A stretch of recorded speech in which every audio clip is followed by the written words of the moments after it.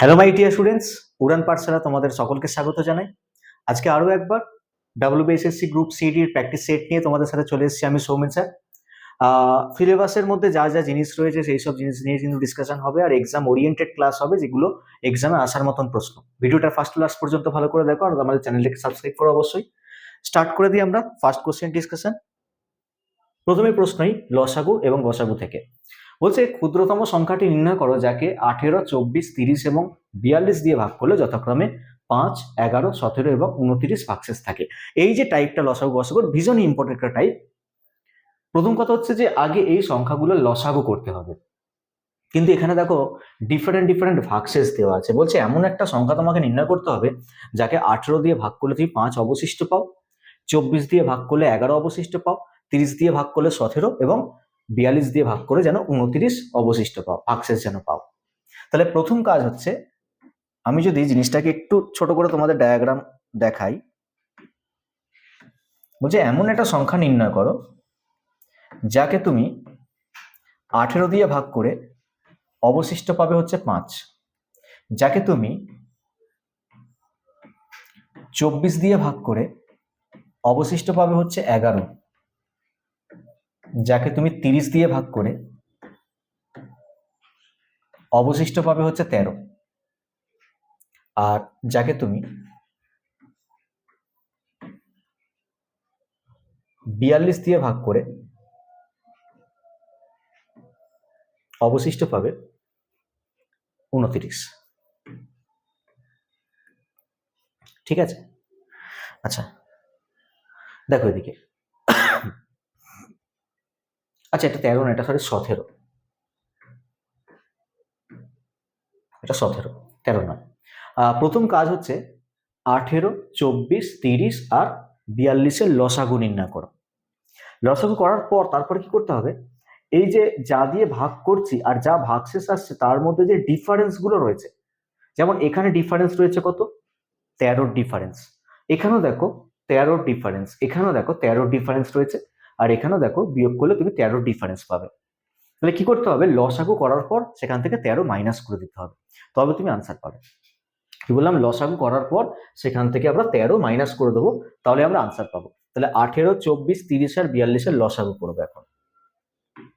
18, 24, 30 আর 42, প্রত্যেকটা নাম্বারই 2 দ্বারা এবং 3 দ্বারা বিভাজ্য। দেখো প্রত্যেকটা নাম্বারই 2 দিয়ে ভাগ যায়, প্রত্যেকটা নাম্বারই আবার 3 দিয়েও ভাগ যায়। তাহলে আমি ডিরেক্ট 6 দিয়ে ভাগ করতে পারি।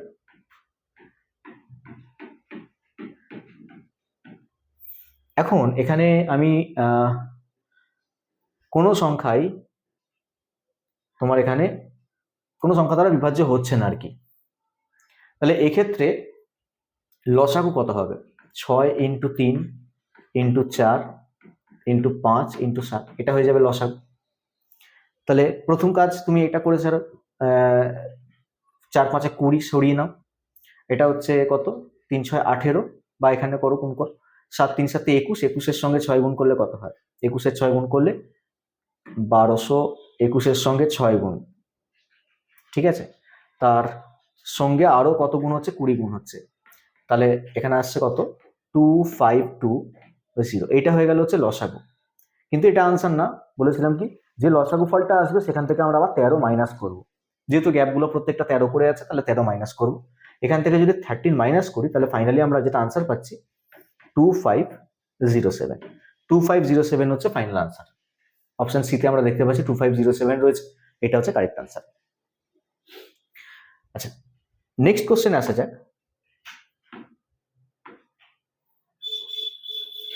দুটি 3 অঙ্কের সংখ্যার গসাগু দিয়ে দিয়েছে আর তাদের লসাগু দিয়ে দিয়েছে। দুটো 3 অঙ্কের সংখ্যা, তাদের গসাগু দেওয়া আছে আর লসাগু দেওয়া আছে, সংখ্যা দুটোর যোগফল নির্ণয় করতে হবে। যখন দেখো দুটো সংখ্যার গসাগু দিয়ে দেবে, তখন দুটো সংখ্যাকে ধরতে হয় এভাবে, একটা সংখ্যা 19x আর একটা সংখ্যা হচ্ছে 19y। ঠিক আছে, দুটো সংখ্যার যখন গসাগু দিয়ে দেবে 19, তখন দুটো সংখ্যাকে আমরা কি কি ধরবো, একটা সংখ্যা 19x আর একটা সংখ্যা হচ্ছে 19y। এবার তাদের লসাগু দিয়ে দিয়েছে হচ্ছে 1197, আর লসাগু নির্ণয় কিভাবে করে, এইভাবে 19 দিয়ে যাবে, পড়ে থাকবে এক্স আর ওয়াই, যেখানে এক্স আর ওয়াই হচ্ছে কোপ্রাইম নাম্বার, আর কোনো কিছু দিয়ে বিভাজ্য হবে না এক্স আর ওয়াই। তাহলে এখান থেকে আমরা লসাগু পাচ্ছি কত 9 মানে 19xy, এটা হচ্ছে লসাগু। আর এই লসাগুর মানটা প্রশ্নের মধ্যে আমরা পেয়ে যাচ্ছি কত 1197। ঠিক আছে, তাহলে এক্স আর ওয়াই এর গুণফল কত আসবে? তাহলে 1197কে 19 দিয়ে ভাগ, 1197কে 19 দিয়ে ভাগ করলে কত আসে? 19কে 5 দিয়ে গুণ করলে হয় 95, তার সঙ্গে আরো 19 যোগ, মানে 19কে 6 দিয়ে গুণ 114। তাহলে 6 দিয়ে আসছে 114, 114র পর তোমার এখানে কত আসছে? এখনো 57 আসছে, তার মানে 3 19 57, তার মানে 63।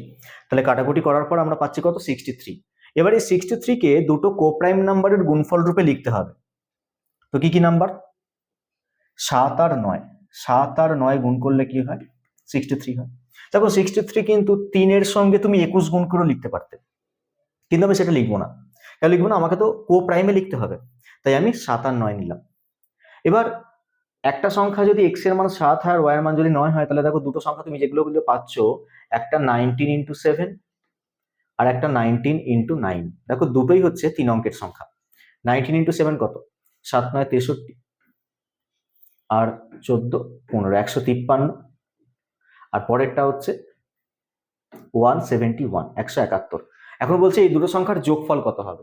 দুটো সংখ্যার যোগফল কত হবে? 4 শেষ অঙ্ক, 4 রয়েছে একটাই অপশন, তাহলে আনসার অপশন বি হয়ে যাবে। ক্লিয়ার হয়েছে? আচ্ছা, এখানে একটু ভুল হয়েছে, একবার দেখে নিন।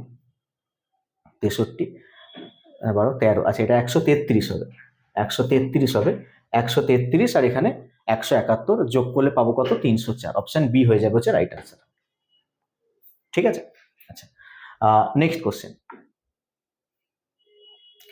1200 মিটার বৃত্তাকার ট্র্যাকে এ, বি এবং সি তিনজন দৌড়বিদ একই দিক থেকে একই সময় যথাক্রমে 4 metre per second, 6 metre per second এবং 10 মিটার পার সেকেন্ড গতিবেগে দৌড়াতে শুরু করেন। তারা আবার কখন প্রথমবার শুরুর বিন্দুতে মিলিত হবে?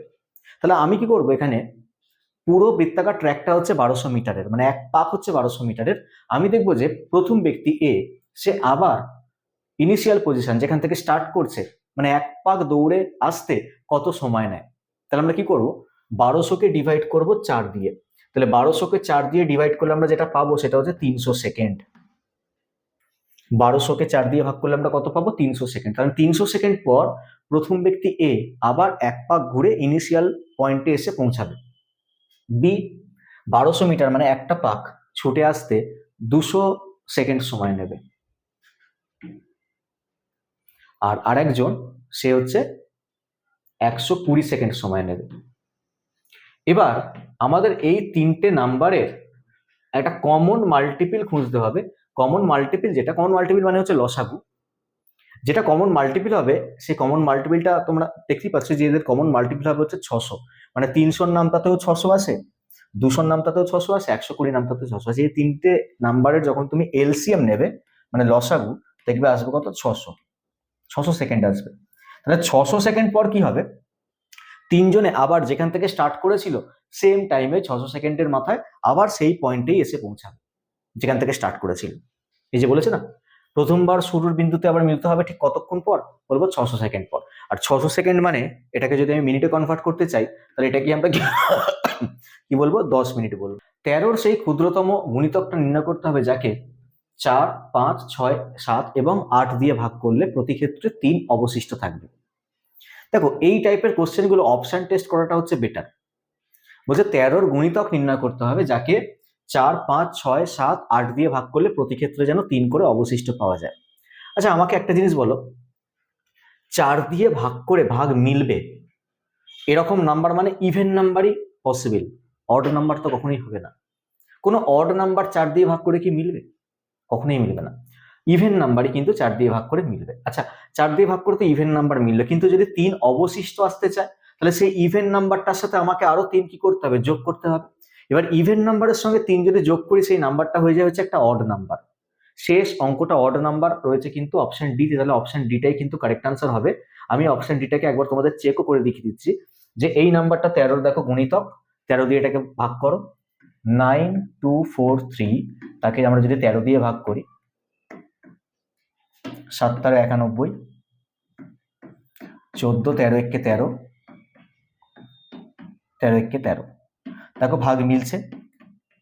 এবার তুমি যদি এই নাম্বারটাকে 4 দিয়ে ভাগ করো, দেখবে এখানে 3 অবশিষ্ট আসবে, কারণ 4 দিয়ে বিভাজ্যতার নিয়মটাই হচ্ছে শেষ দুটো ডিজিট দেখা। শেষ দুটো ডিজিট দেখো আছে হচ্ছে 43, 4 দিয়ে ভাগ করলে 3 অবশিষ্ট আসবে।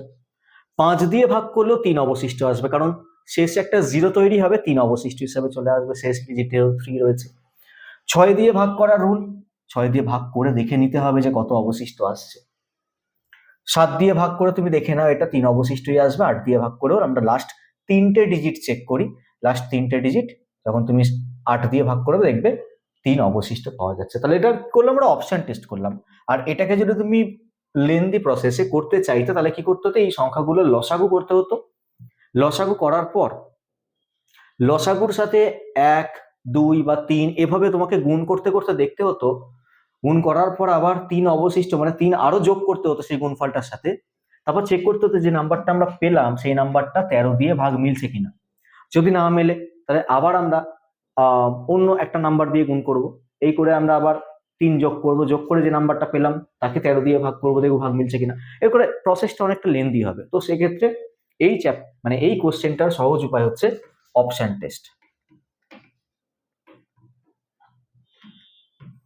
ঠিক আছে, চলে গেলাম নেক্সট কোশ্চেনে।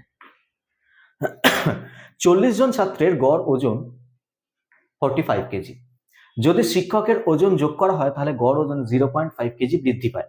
শিক্ষকের ওজন কত ছিল বার করতে হবে। দেখো 40 জন ছাত্রের গড় ওজন দেওয়া আছে 45 কেজি। যদি শিক্ষকের ওজনও 45 কেজি হতো তাহলে কিন্তু অ্যাভারেজ ওয়েট বাড়তো না। এই যে 0.5 কেজি যে বেড়ে গেছে না, বাড়তো না সেটা, যদি শিক্ষকের ওজনও যদি 45 কেজি হতো। তাহলে শিক্ষকের ওজন এটুকু বোঝা গেল যে 45 কেজির বেশি ছিল। এবার আমাদের দেখতে হবে যে শিক্ষকের ওজন 45 কেজির বেশি তো ছিল, কিন্তু কতটা বেশি ছিল। এই ব্র্যাকেটের মধ্যে কি লিখবো, কতটা বেশি ছিল। 45 কেজির বেশি ছিল সেটুকু জানি, তাই লিখা আছে 45 প্লাস। আর এই ব্র্যাকেটের মধ্যে কি লিখবো, কতটা বেশি ছিল। দেখো যখন শিক্ষক অ্যাড হচ্ছে তখন 40 জনের জায়গায় 41 জন হচ্ছে, তা তুমি 41-এর সঙ্গে গুণ করবে এই অ্যাভারেজ যতটা বেড়ে গেছে সেই সংখ্যাটা। তাহলে 41-এর সঙ্গে 0.5 গুণ করলে কত হয়, 41-এর অর্ধেক 20.5 হয়। তাহলে 45-এর সঙ্গে অ্যাড হয়ে যাবে 20.5, তাহলে আনসার হয়ে যাবে কত, 65.5। তাহলে শিক্ষকের ওজন হচ্ছে 65.5 কেজি। অপশন এতে রয়েছে, অপশন এ হয়ে গেল হচ্ছে রাইট আনসার। ঠিক আছে, নেক্সট কোশ্চেন। 5টা সংখ্যার গড় দিয়ে দিয়েছে 40। যদি 35 এবং 45 সংখ্যা দুটি বাদ দেওয়া হয় তাহলে বাকি 3টি সংখ্যার গড় কত হবে। সিম্পল ভাবেই করা যায়। 5টা সংখ্যার গড় যদি 40 হয় তাহলে 5টা সংখ্যার টোটাল কত, 5 × 40 200। এবার 200 থেকে তুমি মাইনাস করছো কত, অল টোটাল তুমি 80 মাইনাস করছো, মানে 35 আর 45-কে তুমি মাইনাস করছো, মানে 80 মাইনাস করছি 120 হয়ে যাচ্ছে। 120-কে ডিভাইড করবো কত দিয়ে, দুটো সংখ্যা বাদ দেওয়ার পর 3টে সংখ্যা পড়ে আছে, 3 দিয়ে ডিভাইড করে দেবো, তাহলে হয়ে যাচ্ছে কত, 40। অপশন ডি একটা হয়ে যাবে রাইট আনসার। ঠিক আছে, আচ্ছা এই যে দুটো সংখ্যা যে আমরা সরাচ্ছি সেই দুটো সংখ্যার অ্যাভারেজে কিন্তু 40 ছিল। দেখো 35 আর 45-এর অ্যাভারেজ কত, 40। এবার আমি 40 অ্যাভারেজে দুটো নাম্বার যদি আমি সরিয়ে দিই তাহলে বাকি যে 3টে নাম্বার পড়ে থাকবে তাদের অ্যাভারেজ কিন্তু 40-ই থাকবে। তাহলে তাই আনসার দেখো 40-ই এসছে, কোনো চেঞ্জ হয়নি। চলে গেলাম নেক্সট কোশ্চেনে। এখানে বলা হচ্ছে যে একজন ক্রিকেটারের 80টা ইনিংসের রানের গড় ছিল 45, তার সর্বোচ্চ স্কোর এবং সর্বনিম্ন স্কোরের চেয়ে 150 রান বেশি ছিল। মানে বলছে যে সর্বোচ্চ স্কোরটা কি ছিল, সর্বনিম্ন স্কোরের চেয়ে 150 রান বেশি। এই দুটাও ইনিংসকে যদি সরিয়ে দেওয়া হয় তাহলে বাকি 78টা ইনিংসের গড় রান হয়ে যায় 42। তার সর্বোচ্চ স্কোরটা কি ছিল বার করতে হবে।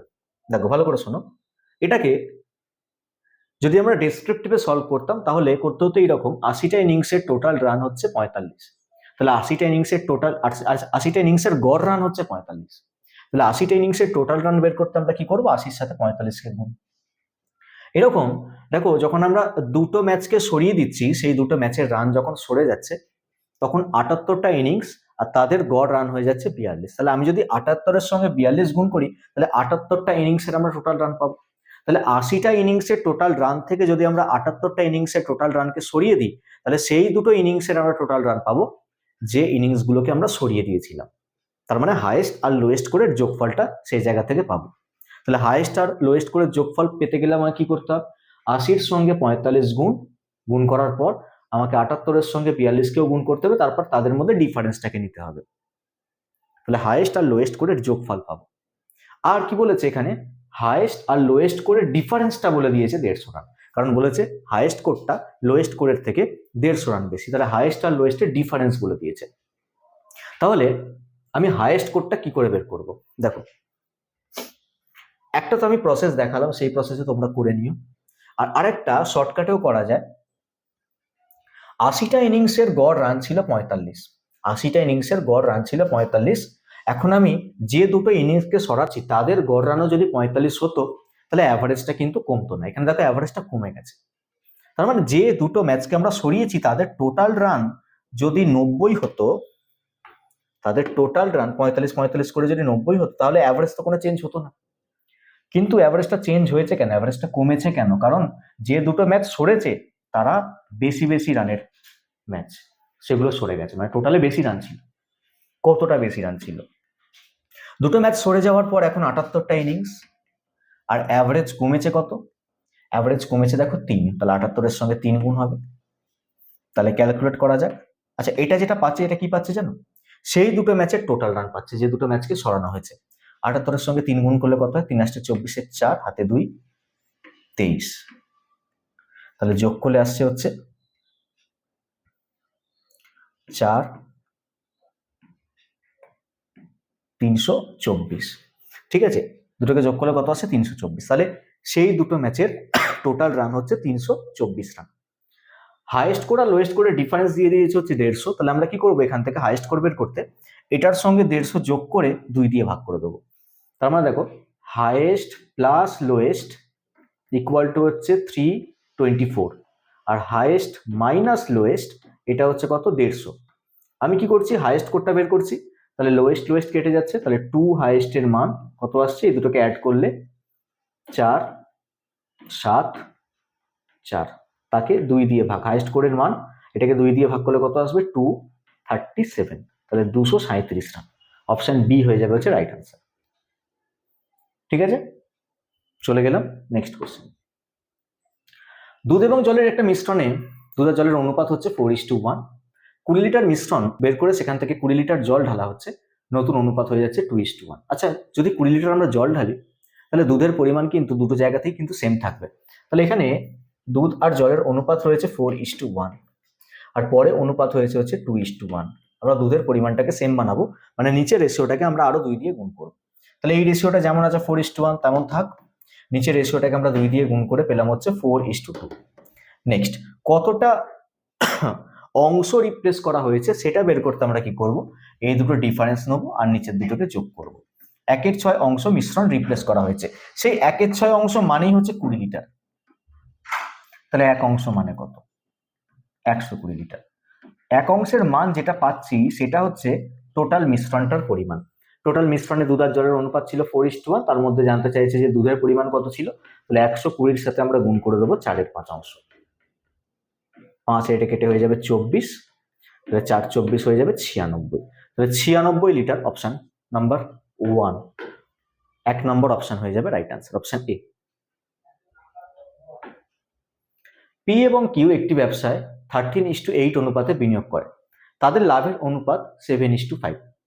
যদি পি 7 মাসের জন্য বিনিয়োগ করে থাকে, তাহলে কিউ কত মাসের জন্য বিজনেস করেছে? তাহলে পি 7 মাসের জন্য বিজনেস করেছে, তাহলে 13 টাকা খেটেছে হচ্ছে 7 মাস, আর কিউ এর 8 টাকা খাটছে, কমাস খাটছে জানি না, এক্স ইকুয়াল টু তাদের লাভের যে অনুপাত সেটা 7:5। এবার দুদিকে আমরা কাটাকুটি করব। 7 7 কাটলো, এখানে আর কিছু কাটছে না, তাহলে 8x এর মান আমরা পেয়ে যাচ্ছি। 8x এর মান পেয়ে যাচ্ছি 5 13 65। তাহলে x এর মান কত পাবো? 65কে 8 দিয়ে ভাগ। তাহলে 65কে আমরা যদি 8 দিয়ে ডিভাইড করি,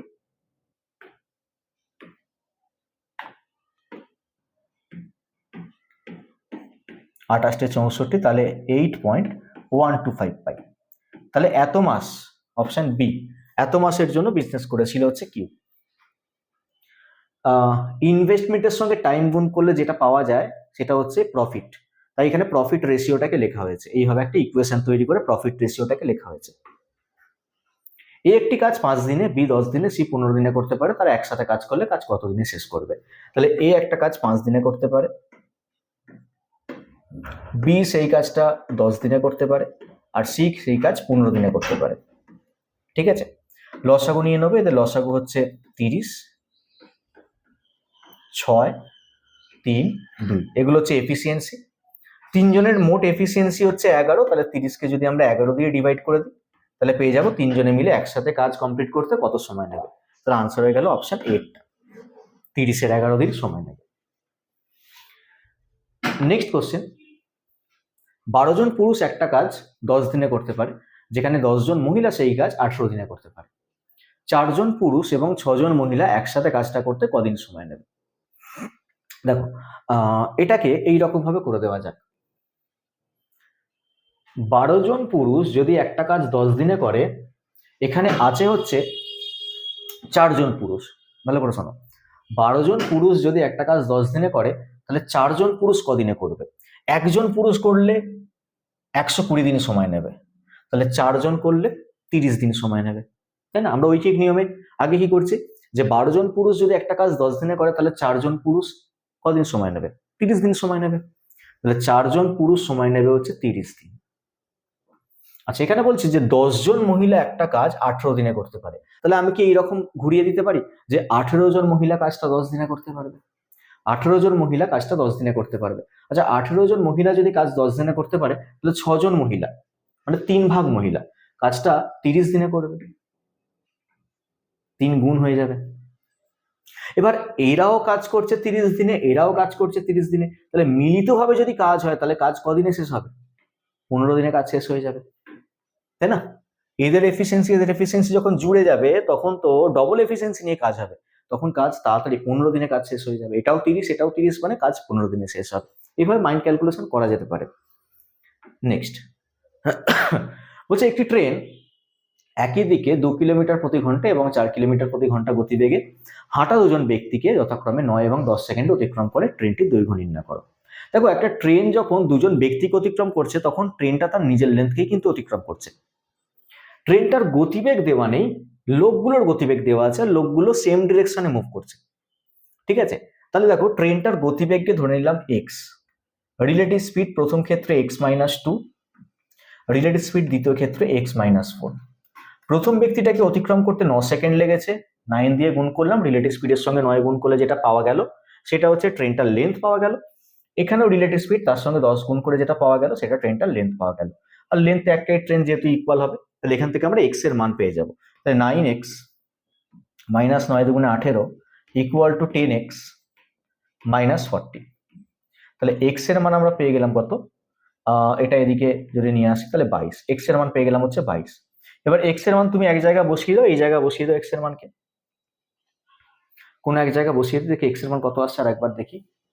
9 দুগুণে 18, এক্স এর মান পাওয়া যাচ্ছে হচ্ছে 22। ওকে, এক্স এর মান আমরা যদি এই জায়গায় বসিয়ে দিই তাহলে 22 থেকে 2 বিয়োগ হবে, 22 থেকে 2 বিয়োগ হলে হচ্ছে কত? 20, 20 ইন্টু 9, এটা হচ্ছে ট্রেনটার দৈর্ঘ্য। তাহলে 20 ইন্টু 9, 20 ইন্টু 9 মানে কত? 180। তাহলে 180 হবে হচ্ছে আনসার। ঠিক আছে, 180 করে নাও, এখানটা 180 নিয়ে 80 মিটার দেওয়া আছে, 180 মিটার, অপশন সি হয়ে যাবে হচ্ছে রাইট আনসার। ক্লিয়ার হয়েছে? একবার দেখে নাও পরিষ্কার করে। একই দিকে যাচ্ছে 2 কিলোমিটার পার আওয়ার গতিবেগে x-2 হচ্ছে রিলেটিভ স্পিড, আর এক জায়গায় হচ্ছে x-4 রিলেটিভ স্পিড। আচ্ছা, এইখানে কিমি পার আওয়ার আছে। আচ্ছা, এখানে কিন্তু আর একটা জিনিস দেখার বিষয়, গতিবেগ গুলো কিমি পার আওয়ারে আছে আর সময়টা সেকেন্ডে আছে। তাহলে আনসার আমি যেটা 180 করলাম সেটা কিন্তু একটু ভুল হলো।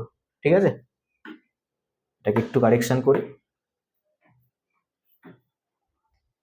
এখানে এক্স এর মান তো 22 এসছে, ঠিক আছে, এক্স এর মান যদি 22 আসে তাহলে 22 থেকে যদি 2 বিয়োগ করে তাহলে এটা আসছে 20, সে তো 20 kilometre per hour. 20 kilometre per আওয়ারকে মিটার পার সেকেন্ডে কনভার্ট তো করতে হবে। তাহলে 20 কিলোমিটার পার আওয়ারকে যদি মিটার পার সেকেন্ডে কনভার্ট করি তাহলে 5 এর 18 দিয়ে গুণ করার পর তারপর 9 এর সাথে গুণ করতে হবে। তাহলে এটা কেটে হলো 2, এটা কেটে হলো 10, 10 ইন্টু 5 মানে হয়ে গেল 50 মিটার। ওকে, তাহলে ফাইনালি আনসার যেটা আমরা পেলাম অপশন ডি এরটা পেলাম, 50 মিটার পেলাম। আচ্ছা, একটু ইউনিটটা আমি ভুল করছিলাম, সেজন্য আমার আনসারটা অন্য আসছিল, 180 আসছিল। ইউনিট কারেকশন হয়ে গেছে, তো ফাইনালি আমরা আনসার যেটা পেলাম সেটা 50 মিটার পেলাম। ঠিক আছে, এগুলো কিলোমিটার পার আওয়ারে ছিল আর টাইমটা সেকেন্ডে দেওয়া ছিল। চলো নেক্সট কোশ্চেন। একটি নৌকা স্রোতের প্রতিকূলে 20 কিলোমিটার যেতে 2 ঘন্টা সময় নেয়। আচ্ছা, যদি 20 কিলোমিটার যেতে 2 ঘন্টা যদি সময় নেয়, তাহলে প্রতিকূলে গতিবেগ মানে আপস্ট্রিম স্পিড সেটা তাহলে 10 কিমি per hour.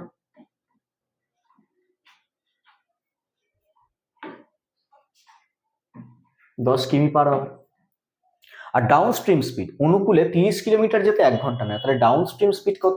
30 kilometre per hour. স্থির জলে নৌকার গতিবেগ কত? স্থির জলে নৌকার গতিবেগ বের করতে কি করতে হয়? এই দুটো সংখ্যাকে যোগ করে 2 দিয়ে ভাগ, 30 প্লাস 10 বাই 2 মানে কত? 20।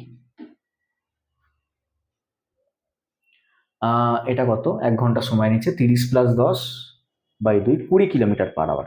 আচ্ছা, এখানে অপশন একটু ভুল রয়েছে, স্থির জলে নৌকার গতিবেগ দেওয়া আছে, তাহলে আনসার হবে 20 কিলোমিটার পার আওয়ার। কোন একটাকে 20 করে দেওয়া যাক, এটাকে 20 করে দিলাম। ঠিক আছে, অপশন সি এরটা হয়ে যাবে right answer, 20 kilometre per hour. Next, একজন দোকানদার পণ্যের ওপর 10% লাভ করে বিক্রি করেন, কিন্তু 20% পণ্য চুরি হয়ে যায়। তাহলে এইখানে তার কিন্তু 100% ক্ষতি হচ্ছে। যে পণ্য চুরি হয়ে যাচ্ছে সেখানে কিন্তু তার লস হয়ে যাচ্ছে। তার সামগ্রিক ক্ষতির হার কত জানতে চাওয়া হয়েছে। আচ্ছা, 10% লাভ, 20% ওখানে লস, 20% চুরি মানে সেটা বিক্রি হচ্ছে না। আচ্ছা, তার সামগ্রিক ক্ষতির হার কত জানতে চাওয়া হয়েছে। তাহলে আমরা X plus Y plus X Y by 100 বসাতে পারি। ঠিক আছে, এক্স এর জায়গায় 10% লাভ, পজিটিভে 10, ওয়াই এর জায়গায় 20, মাইনাস 10 ইন্টু 20 বাই 100। তাহলে -10 মাইনাস আরো 2, তাহলে ফাইনালি আমরা যেটা পাচ্ছি -12 মানে 12% লস দেখতে পাচ্ছি। তাহলে 12% হয়ে যাবে লস, অপশন বি এরটা। ক্ষতির হার হয়ে যাবে 12%। নেক্সট, একজন ব্যক্তি দুটি দ্রব্য প্রত্যেকটা 4000 টাকায় বিক্রি করেন, মানে বিক্রয় মূল্যগুলো হচ্ছে ইকুয়াল। একটিতে 25% লাভ করেন এবং অন্যটিতে 25% ক্ষতি করেন, তার সামগ্রিক লাভ বা ক্ষতির হার কত? যখন তুমি দেখবে যে দুটো দ্রব্যের বিক্রয় মূল্য একই, একটাতে লাভের হার অন্যটাতে ক্ষতির হার ইকুয়াল, সামগ্রিক তার কি হয়? ক্ষতি হয়, লাভ কখনো হয় না। কত পার্সেন্ট ক্ষতি হয় সেটা বের করার formula X square by 100%। X square by 100% কি হবে? সবসময় কিন্তু লস হবে। এটা মনে রাখবে, যখন দুটো দ্রব্যের বিক্রয় মূল্য একই দেবে আর একটাতে যত পার্সেন্ট প্রফিট অন্যটাতে ঠিক তত পার্সেন্টই লস বলে দেওয়া থাকবে, ওভারঅল কি হবে? লস হবে, এক্স স্কোয়ার বাই 100% লস হবে। এক্স এর জায়গা বসাবো 25, 25 স্কোয়ার বাই 100, তাহলে 25 স্কোয়ার 625, তাকে 100 দিয়ে ভাগ, 6.25, তাহলে 6.25% কি হয়ে যাবে? লস হয়ে যাবে। তাহলে আনসার 6.25% লস, অপশন সি এরটা। ঠিক আছে, শর্টকাট মেথড হচ্ছে এটা। একজন বণিক 100 সেন্টিমিটার কাপড়ে 5 সেন্টিমিটার বিনামূল্যে পাচ্ছে, মানে 100 কিনতে গেছে, সে 105 নিয়ে চলে আসছে। তিনি এটি 100 টাকা পার মিটার দরে কিনে 110 টাকা পার মিটার দরে বিক্রি করছে, মানে এখানে তার 10% তার লাভ হচ্ছে। কিন্তু যখন বিক্রি করছে ক্রেতাকে প্রতি 100 সেমির জন্য 95 সেমি দিচ্ছে, তার মানে 105 কিনে এনে 95 দিচ্ছে। তাহলে 105 কিনে এনে 95 দিচ্ছে। লাভের যেহেতু প্রবণতা, তাই আমি এখানে অপ্রকৃত ভগ্নাংশ উপরে 105 লিখলাম, নিচে আমি 95 লিখলাম। পরেরটাও কিন্তু আরেকটা লাভ করছে, সে 100 টাকার জায়গায় 110 টাকায় বেচছে, তাহলে 110 বাই 100। আর একটা কি করছে? ডিসকাউন্ট দিয়ে সেল করছে, মানে ওখানে সে একটা ছোট করে লস করছে 5%, 95 বাই 100। ক্যালকুলেট করা হবে, ক্যালকুলেট করে দেখি কত পার্সেন্ট প্রফিট হয়। এখানে 95 সাথে 95 দেখতে পাচ্ছি কাটছে, একটা শূন্যর সাথে একটা শূন্য কেটে দিই, 105 5 দিয়ে কেটে 21, এটা 5 দিয়ে কেটে করে দিই হচ্ছে 20। আর কিছু কাটছে না, নিচে আসছে হচ্ছে 200, আর উপরে আসছে কত? 21 এর সঙ্গে 11 গুণ, 11 একে 11, 22, 23। তাহলে আমি দেখতে পাচ্ছি এখানে 200 টাকার ওপর 31 লাভ। তাহলে 200 টাকার ওপর 31 লাভ আছে, মানে 31 বেশি আছে তাই 31 লাভ আছে, ইন্টু পার্সেন্টেজে 100 দিয়ে গুণ করতে হবে। তাহলে 31কে 2 দিয়ে ভাগ করলে কত হয়? 15.5 হয়। তাহলে 15.5% তার কি হচ্ছে? প্রফিট হচ্ছে। অপশন সি এরটা হয়ে যাবে হচ্ছে রাইট আনসার। এইভাবে তুমি পরপর গুণ আকারে ভগ্নাংশগুলোকে লিখে আনসার বের করতে পারো। প্রশ্ন দেখার সাথে সাথে এইভাবে তোমার কিন্তু আইডিয়া আসা চাই। নেক্সট কোশ্চেন দেখো, রামের আসল পি টাকা 8% চক্রবৃদ্ধি সুদে 20 বছরে 16p হয়ে যায়। যদি একই পরিমাণ টাকা 8% সরল সুদে 20 বছরের জন্য বিনিয়োগ করা হয় তাহলে সুদে আসলে কত টাকা হবে? দেখো, পি থেকে 16p হচ্ছে মানে টাকা 16 গুণ হচ্ছে, আর 16 গুণ হতে সময় লাগছে 20 বছর চক্রবৃদ্ধি সুদে। এবার আমি একটা জিনিস বুঝতে পারছি যে 1 টাকা থেকে 16 টাকা হতে যে সিকোয়েন্সটা মেনটেন হয় সেই সিকোয়েন্সটা হচ্ছে এইরকম: 1 টাকা থেকে ডবল হয়ে 2 টাকা হয়, আবার 2 টাকা থেকে ডবল হয়ে আবার 4 টাকা হয়, 4 টাকা থেকে ডবল হয়ে 8 টাকা হয়, 8 টাকা থেকে ডবল হয়ে 16 টাকা হয়। আর এখানে প্রত্যেকটা যে ডিউরেশন, এই ডিউরেশনের জন্য সময় লাগছে হচ্ছে 5 বছর করে। 4 বার 5 বছর করে নিলেই তবে সে 20 বছরটা কভার হবে। তার মানে বোঝা যাচ্ছে যে প্রতি 5 বছরে টাকা কি হচ্ছে? ডবল হচ্ছে। প্রতি 5 বছরে যদি টাকা ডবল হয় তবেই তুমি কিন্তু পি এর পরিমাণ 16p করতে পারবে 20 বছরে। আচ্ছা, টাকার পরিমাণ ডবল হওয়া মানে কিন্তু 100% ইন্টারেস্ট পাওয়া। সেই 100% ইন্টারেস্টটা আমরা কিন্তু 5 বছরে পাচ্ছি। তাহলে এখানেও 100% পাবো, এখানেও 100% পাবো। আমি যদি সরল সুদের কথায় আসি তাহলে 100% পাবো। তাহলে আমি টোটাল 400% সুদ পাবো সরল সুদে। সরল সুদে আমি কি পাবো? টোটাল 400% সুদ পাবো। অর্থাৎ 400% যদি সরল সুদ পাই তাহলে সুদে আসলে সেটা 500% হয়ে যায়। 500% হয়ে যায় হচ্ছে সুদে আসলে। 500% হয়ে যাওয়া মানে টাকা 5 গুণ হয়ে যায়। টাকা 5 গুণ হয়ে যাওয়া মানে সুদে আসলে তুমি 5p টাকা ইন্টারেস্ট পাবে। ইন্টারেস্ট না, সরি, সুদে আসলে তুমি 5p টাকা পাবে। আশা করি জিনিসটা ক্লিয়ার হয়েছে। আমি এখানে 400% ইন্টারেস্ট পাচ্ছি মানে আমার টাকাটার পরিমাণ 500% হয়ে যাচ্ছে, আর 500% হয়ে যাচ্ছে মানে আমার টাকা 5 গুণ হচ্ছে, পি এর পরিমাণ 5p হয়ে যাবে। নেক্সট কোশ্চেন, একটি নির্দিষ্ট পরিমাণ টাকা চক্রবৃদ্ধি সুদে 2 বছরে 10,000 টাকা এবং 5 বছরে 13,310 টাকা হয়, সুদের হার নির্ণয় করো। এখানে 3 বছরের একটা গ্যাপ দেখতে পাচ্ছি আর সুদ আসলের পরিমাণ দিয়ে দিচ্ছে। 10,000 টাকাটা 13,310 টাকা হয়ে যাচ্ছে। তাহলে আমরা কি করব? 13,310 আর 10,000, এটার আমরা কিউব রুট করব। কেন কিউব রুট করছি? তার কারণ এখানে 3 বছরের একটা গ্যাপ দেখতে পাচ্ছি বলে। তো কিউব রুট করার পর আমরা যেটা পাবো, এটা পাবো হচ্ছে 11,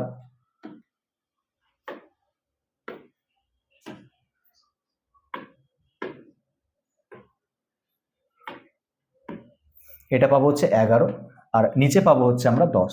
আর এইখান থেকে আমরা রেট অফ ইন্টারেস্টটা বুঝতে পারবো কত। 10 টাকা থেকে 1 টাকা বেড়ে যায়, 10 টাকা থেকে 1 টাকা বেড়ে যায় মানে রেট অফ ইন্টারেস্টটা হয়ে যাবে হচ্ছে 10%। তাহলে আনসার হয়ে যাবে হচ্ছে 10%। অপশন বি এ রয়েছে, অপশন বি হয়ে যাবে হচ্ছে রাইট আনসার। চলে গেলাম নেক্সট কোশ্চেনে। 4টে ভগ্নাংশ দেওয়া আছে, তাদেরকে অধক্রমে মানে বড় থেকে ছোটতে সাজাতে বলেছে। আচ্ছা, এই 4টে ভগ্নাংশের মধ্যে কে বড় কে ছোট? তাহলে এখানে এক কাজ করা যেতে পারে, ডিফারেন্স গুলোকে সেম করে নিয়ে কাজ করা যেতে পারে। যেমন এখানে আছে হচ্ছে 5-এর 8, তারপর কি আছে 7-এর 12, তারপর 11-র 16, আর কি আছে 3-এর 4। আমি যদি লব আর হরের ডিফারেন্সের দিকে তাকাই, তা লব হরের ডিফারেন্স তুমি দেখতে পাচ্ছ এখানে রয়েছে হচ্ছে 3, এখানে রয়েছে হচ্ছে 5, এখানে রয়েছে হচ্ছে 5, আর এখানে রয়েছে হচ্ছে 1। তাহলে তুমি ডিফারেন্স গুলো লসাগু করে নাও। 3, 5, 5 আর 1-এর লসাগু হচ্ছে 15। আমি কি করবো? এই ডিফারেন্সটাকে 15-তে কনভার্ট করতে চাই, তার মানে আমাকে 5 দিয়ে গুণ করতে হবে। তাহলে 5 দিয়ে আমি ওপরের সংখ্যাটাকে গুণ করে 25 লিখে দেবো এর মাথায়। আচ্ছা, একে আমাকে 15-এ কনভার্ট করতে গেলে 3 দিয়ে গুণ করতে হবে, তাহলে লবটাকে 3 দিয়ে গুণ করে মাথায় লিখে দেবো হচ্ছে 21।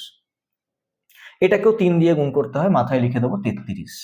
আর এটাকে গুণ করতে হবে 15 দিয়ে, তাহলে 3 15 হয়ে যাবে কত? 45 মাথায়। ব্যাস, মানে যে ভগ্নাংশটার মাথায় বড় সংখ্যা লেখা আছে সে হচ্ছে বড়, যে ভগ্নাংশটার মাথায় ছোট সংখ্যা লেখা আছে সেটা হচ্ছে ছোট। তাহলে এখানে 3/4 হচ্ছে সব থেকে বড়। 3/4 রয়েছে, দেখো প্রথম অপশানে আছে, 3 নম্বর অপশানে রয়েছে। 3/4 পরে যাবে কে? 3/4 পরে যাবে হচ্ছে 11/16। তাহলে অপশান এ হয়ে যাবে রাইট আনসার। 3/4 পরে যাবে 11/16, তারপরে যাবে 5/8, তারপরে যাবে হচ্ছে 7/12। তাহলে বড় থেকে ছোটতে সাজালে এই সিকোয়েন্স মেনটেন হবে। Next question, -12 plus 1/4 into 1/2 -1/4 divided 1/2। আচ্ছা, আগে সিম্পলিফিকেশনের রুল অনুযায়ী ভাগের কাজ হয়, গুণের কাজ হয়, কিন্তু ভাগের সঙ্গে গুণের এখানে কোনো সম্পর্ক নেই, তাই ভাগের কাজ আর গুণের কাজ তুমি একসাথে চালাতে পারো। তাহলে -12 প্লাস, এটা আমি যদি গুণ করে দিই, গুণফল আসছে কত? 1/8 মাইনাস এটা আসছে কত? 1/4 ইন্টু এটা উল্টে 2 হয়ে যাবে, 1/4 সঙ্গে 2 গুণ হলে আবার কি হয়ে যাবে? হাফ হয়ে যাবে। তাহলে -12 আর -12 মানে -1 প্লাস 1/8, তাহলে ক্যালকুলেট করলে আমরা কত পাচ্ছি? -7/8 পাচ্ছি। তাহলে -7/8 হয়ে যাবে হচ্ছে রাইট আনসার। -7/8 রয়েছে অপশন এ তে, অপশন এ হয়ে যাবে হচ্ছে রাইট আনসার। আশা করি জিনিসটা ক্লিয়ার হয়েছে। তো আমরা 20টা কোশ্চেন কভার আপ করলাম। নেক্সট ভিডিওতে আমরা আরো বিভিন্ন রকম কোশ্চেন নিয়ে আসবো। তো thank you everyone and keep learning.